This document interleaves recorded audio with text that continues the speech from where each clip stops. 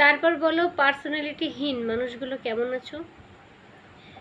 মানে তোমাদের নিজস্ব কোনো আর্ট নাই, তোমাদের নিজস্ব কোনো যোগ্যতা নাই, নিজস্ব কোনো গুণ নাই। সবই আছে, যোগ্যতা, গুণ, নিজের পার্সোনালিটি সব কিছুই আছে। তারপরেও কী করতে হবে তোমাকে জানো? তোমাকে প্রথমে আমরা যা শুরু করব সেইগুলো নিয়ে তোমাকে ট্রল করতে হবে।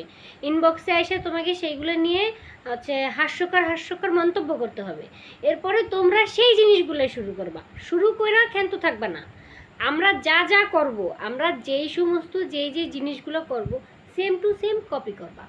হ্যাঁ, কপি করো, অবশ্যই কপি করো। মানুষ আইডল মানে না, ক্রেডিট দিয়ে তারপরে কপি করো। এত কপি মানুষ কীভাবে করে? মানে এগুলোর কপি বলে না, এগুলোর বলে কি বদনজর। হ্যাঁ, এগুলোর বলে বদনজর। তোমরা এগুলো কপি করো না। কপি অনেকেরই অনেক করে, আমরাও অনেকেরই কপি করে এক একটা ভিডিও ওইরকমভাবে মেক করি। সব কিছু এভাবে হয়, ম্যাটার নয়, এটা ম্যাটার করে না। বাট তোমরা কি করো? তোমরা প্রথমে আমাদের হচ্ছে ইনবক্সে এসে জ্ঞান বাটো।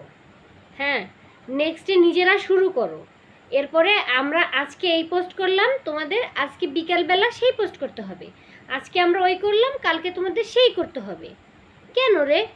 তোদের এত পার্সোনালিটি, এত সুন্দর সুন্দর পার্সোনালিটি, এত ভাব, এত আর্ট, নিজেরটা নিয়ে থাকতে পারিস না?